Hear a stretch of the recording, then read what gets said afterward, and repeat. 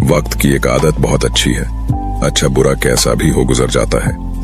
इस विचार में छिपी हुई एक गहराई है जो हमें जीवन के सभी पहलुओं को स्वीकारने की क्षमता देती है। वक्त की गति निरंतर बढ़ती रहती है और हर पल नए अनुभवों का आगाज करता है।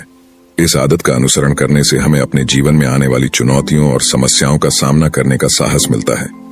जब अच्छा वक्त आता है हमें खुशी का अनुभव होता है और जब बुरा वक्त आता है हमें सीखने और मजबूत होने का अवसर मिलता है। इससे हम अपनी मजबूतियों को पहचानते हैं और कमजोरियों पर काम करने का उत्साह प्राप्त करते हैं। यह कहावत हमें यह सिखाती है कि हमें सुनना भी बहुत जरूरी है, न केवल बोलना ही। अगर हम एक मुंह से बात करते हैं तो इसका मतलब यह नहीं कि हमें सुनने की आवश्यकता नहीं है। एक सफल और साहसी व्यक्ति हमेशा ध्यान से सुनता है और समझता है। यह नीति संबंधों में भी महत्वपूर्ण है।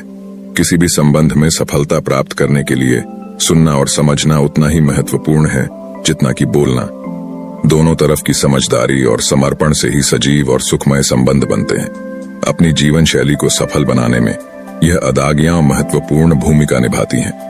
सफलता का मूल मंत्र होता है कि व्यक्ति अपनी आत्मविश्वास को हमेशा मजबूत रखे और दूसरों की आलोचनाओं का सामर्थ्यपूर्ण रूप से सामना करे।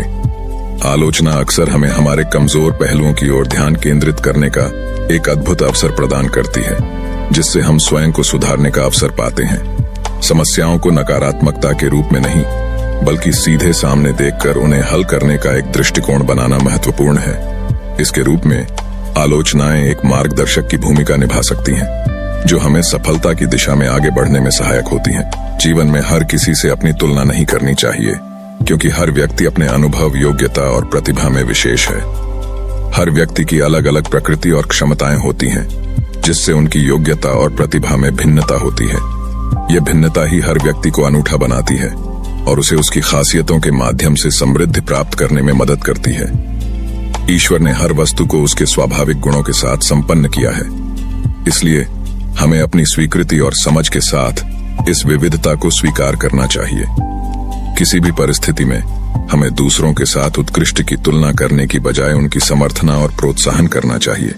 पहले रूप में जीवन को अहम बनाते हैं, जो महत्वपूर्णता, उदारता और सामर्थ्य के साथ जुड़ा होता है। अहम से मतलब है कि व्यक्ति अपने कार्यों और निर्णयों को गंभीरता से लेता है, जिससे उसका जीवन